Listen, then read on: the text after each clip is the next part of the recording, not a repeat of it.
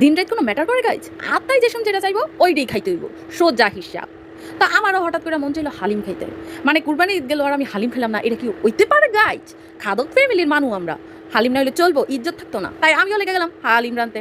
ফ্রিজে আসলো নলি টল্লি, তো ওইগুলো দিয়েই শুরু করে দিছি, লগে গোস্তও দিছি কলম, দেখেন একটু নলি দিলে একটু বেশি মজা লাগে গাইস। তাই নলি দিয়া আমার অনেক মন চাইতেছিল হালিম খাইতে, তো রাঁধুনির প্যাকেট দিয়ে শুরু করে দিছি হালিম রান্না। দেখলেন তো কীভাবে মাংসটা কষাই দিছি। আর ডাইলটা আমি আগেই গাইজ বুদ্ধি করে ভিজাই রাখছিলাম, কিন্তু বুদ্ধি খাটায় ভিডিও করতে আর মনে নেই গাইজ। তো এটা কোনো ব্যাপার না। তো ডালটা দিয়ে একদম সিদ্ধ হইয়া 2 ঘন্টায় একদম ফুলে উঠছে। পরে এটা দিয়ে দিলাম মিক্স কইরা, কাঁচামরিচ দিয়ে দিলাম বেশি কইরা, মরিচের গুঁড়ো কোনো ইচ্ছা মতো দিছি। আমি আবার অনেক ঝাল খাইতে পছন্দ করি, আলা কেউ খাইতে খাক, না খাইতে না খাক। আর হালিম যেহেতু রান্তাছি, হালিমের বাগার না দিলে তো মজাই লাগতো না। আগে একটু পেঁয়াজ বেরেস্তা করে নিলাম, পরে হালিমের ভিতরে আহা হা সেই রকম করে একটা বাগার দিছি, যা একটা গ্রান বার হইছে গাইজ, খাইলে কইবেন। আর আমি হালিম রান্তে নিলে আগেই কদুর মশলা প্যাকেটে রাখা দিই গাইজ, কারণ পরে আবার কদুর মশলাটুক দিলে পরে মশলার উপরে তেলের বাগারটা দিলে যা ভাল লাগে। আর দোকানের আজেবাজে হালিম খাই লাভ আছে, লেল উদাহরণ থুয়া দেয় কি না কি উত্তারি না বিলাই রই।